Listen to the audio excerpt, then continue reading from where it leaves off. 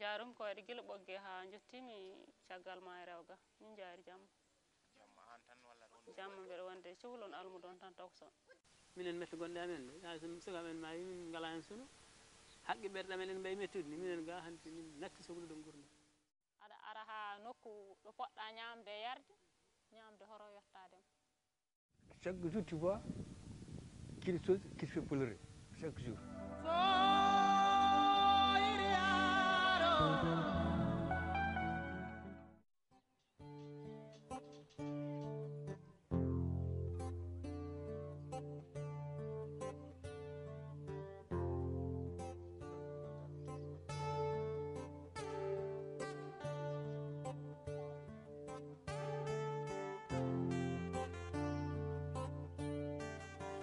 kono ko affaire gese wonno ko duunde nde ko duunde nden hedde bakkeri ko toon harande fuɗɗi ko nayi ɓanda ko baali safal ɓe bonnuno gese sar kulle ɓe jaggi baali ɗi kaɓe safal ɓe he ɓe kamno e safal ɓe he sar kulle ɓe wode safal ɓe ɓe mbari gardeɓe ngari walla gendarme ɓe ngari jaggi ɓe paani ɓe sehil baabi ko toon tiimi nde nawnoɓe ha toon caggal ɗum pouriji ɓenne ne gonno ga e Sénégal mataw jaggi safalɓe diwan Bakkilo hare nde noon wone rebde yaari noon ha yetti Dakar safalɓe batti fiyede toon ina taccine ina gadda emin jiya oto yihinayi worɓe ha laaɓi heddima rewɓe e sukaɓe aynaɓe no oori jofani jawdi no ronti wuuro fanga futuro ɓe keeɓi jawdi ndi ɓe keeɓi jawdi ndi guila jawdi ndi nattani wuuro ɓe keeɓi jawdi ndi ha laaɓi ɓe coggi aynaɓe ɓe ɓe tawtoro rewɓe ɓe mbaɗi min no baali mbaɗate ni ɓe kala nokku ɓe mbaɗi min ɓe cati min haɓe kawrita ɓe jogui pellaji mabɓe ala ɗo jaltirta ala ɗo natta e suudu ma ala ɗo fata e jawdi ma. C'est en avril justement 89 qu'on est venu nous chercher de notre village. C'était un jeudi. Et les gendarmes avec l'armée sont venus le matin. Ils ont trouvé les vieux dans les villages, les hommes, quoi.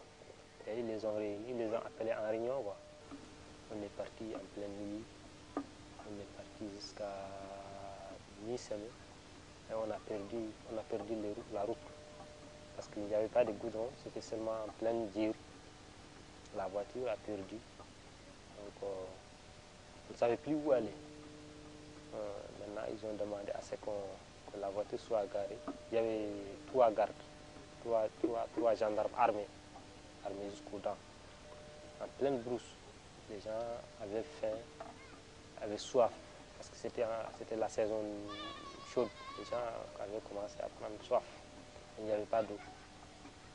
Et on est resté, nous les enfants, on a dormi parce que tu sais que l'enfant ne se soucie de rien, quoi. On est dormi jusqu'à le matin. On nous a fait lever par des coups de pied et on nous a dit de monter. Min jooɗi ha subaka law minen worɓe walnoɓe ga ɓe fof ɓerɗe amen ndeeƴani wonno ɓesguji amen ko ga goni e ɓogge min pinnota min dawi min fayi.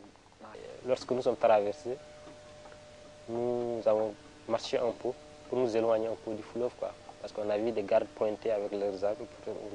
On disait que peut-être qu'ils avaient nous tués si nous ne nous éloignions pas du fleuve. Et nous nous sommes éloignés du fleuve.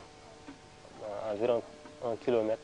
C'est en ce moment qu'on a aperçu les hommes, nos parents qu'on nous avait fait traverser le matin.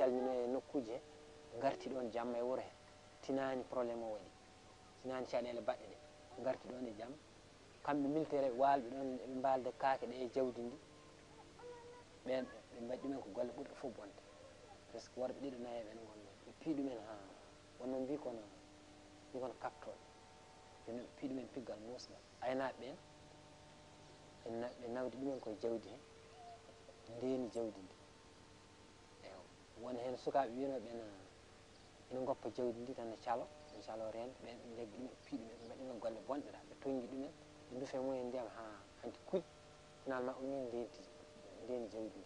worɓe men waɗanoɓe laamu dadinoɓe won hen mbara ha maayi ala façon mbaɗaka ko dadinoɓe ne mbanno kuuɗata nde kala jeeti ndi jagga ha goppande feccere mumen mbara ko wayno yimɓe hilifaɓe mawɓe sernaɓe fof ɓe ɓoori ɗumen wayno sowiɓe fof ɓe ɓoori ɗumen hay dara taccinani hen banam gorko min ɓiɓɓe yumma on koye yarga koye waɗaɓe yarga he taw keddiɗo kadi kawyam on kadi kañumne uddu ɗumen tan ha maayo kaso.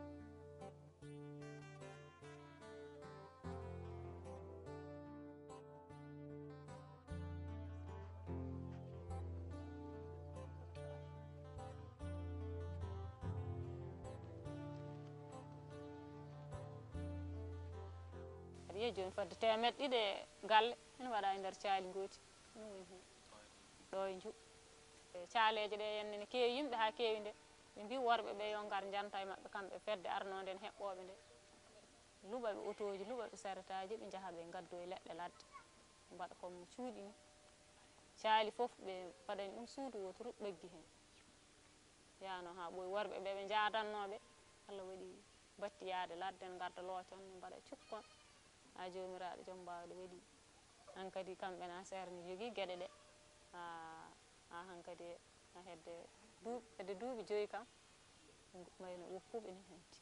C'est avec des difficultés énormes, difficultés au niveau de la santé, de l'éducation et surtout au niveau des papiers, des problèmes juridiques qui se posent. Il y a récemment, on a essayé de pousser le problème pour que les réfugiés mauritaniens dans la globalité soient identifiés en tant que tels, mais le problème reste toujours sans réponse. À l'intérieur du Sénégal, à un certain moment donné, il y avait des problèmes, surtout dans la région nord, au niveau de Bakel. Il y a eu un harcèlement sur des sites de réfugiés, où les autorités, je n'ai même pas à leur dire, renoncez à votre statut de réfugié, reprenez la carte d'identité nationale sénégalaise.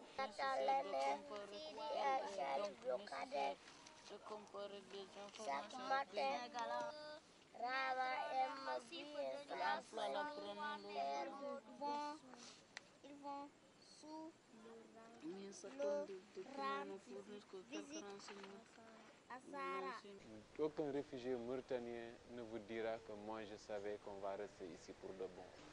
On aurait dû leur donner des cartes de ration ou autre chose, mais pas cette sorte de carte qui était renouvelable pour 1 mois ou 2 mois. Et après, on a laissé les choses comme ça. Vous voyez. Et le problème, c'est que ça n'a jamais attiré l'attention aussi des gens. fotimande sappo e jeetati ndungu aɗen goni e Sénégal en gonani Sénégal en gonani Mauritanie ɗo joni ko haɗi men jogade kayitaji Sénégal kayit ko lawol konen ngala ga hanti minen gurnam amen woni hakkude ina wawi ɓiɓɓe amen so gari so janggi koroɗo dañde falsuji an kay bamako refse wonno wona ɓuurel mon nana walla naggam to ɗum ɓuuri amen mettude kono somin kooti hande Mauritanie hay so min mbiyata tan ko leydi amen min kefti galleji ɗi emin koɗi hen min ganda beela ko minen jii tawɗo yimɓe fof mbaɗande grève de faim hande wuuro ngo hay goto sagginani Allah caɗele haala réfugié ji haalaka ɗo e nder Sénégal haalaka e nder Mauritanie.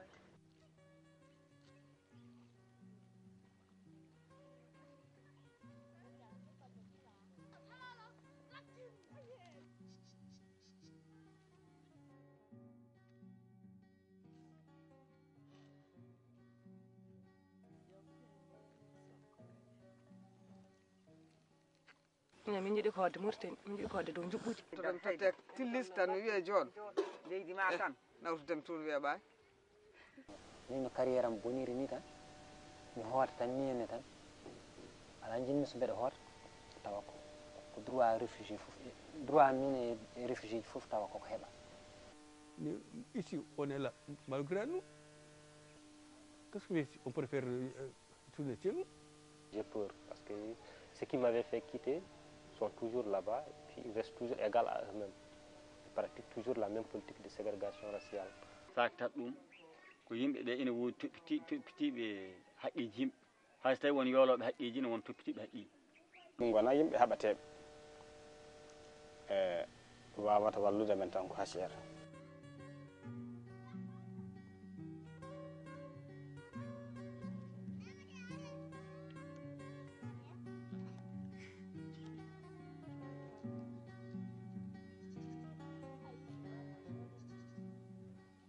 so safal ɓe jaggi fulɓe taccini ɗumen e nder Mauritanie taccinirani fulɓe mataw jeeyaka e nder Mauritanie fulɓe jeeya ko e nder Mauritanie fulɓe kadi jeeyi Mauritanie tigi rigui fulɓe jeeyi Mauritanie fulɓe peri ko Misra ndiwi Tripoli telle Maroc telle Algérie koɗi Sahara duuɓi ujunnaje hay goto dano foti telli e nokku biyeteɗo Attar nokku biyeteɗo Singuiɗi telli hen kuuɗi hen nde konno hen duuɓi kewɗi kamɓe safalɓe ɓe nde ɓe peeri nokku mabɓe ɓe ngari Maroc eɓe jiiɗi dañde laamu Maroc honno ɗon ko Sara Kulle ɓe yetteɓe Silla nane nder Mauritanie nan ɗo ha Jowour nan ɗo ha Madina Diak nane nder ka heyɗe ha heewi jetteɓe Silla ɓe nani hen ɗum ɗo woni finde ko kalanmi ko Attare Bambrankore firti ko yalti tufunde noon kadi ko inde fulɓe joni ɓe kaaɓe fulɓe heɓe puuli ɗumen kamɓe safalɓe berbere en ɓe kaaɓe fulɓe ɓe puuli ɗumen wuuden ɓe dayi fulɓe ɓe dayi Bamrankoɓe ɓe dayi Sara Kulleɓe ɓe jaggi ɗumen gonɗo mawɗo Tillisa foof ɓe mbaɗɗon yimɓe sappo ɓe mbima hanti a haalata haala ma a ɓoranta ko ɓurnugal ma ko minen ndemanta ko minen gaynanta ko ndemɗa e ko joguinoɗa fof ko minen jeeyi kono noon ɓe korima change aada o may taw capato no fembini waɗi geeji ɗum nane men ma taw no fembini waɗi juɓɓuli nane men ɓe korima kadi change guure ɗi woni harde neɓɓe. La Mauritanie est un pays tampon entre l'Afrique blanche et l'Afrique noire. Vous voyez, tout le nord de la Mauritanie est occupé par les Arabo-Berbères, le sud est occupé par les Noirs.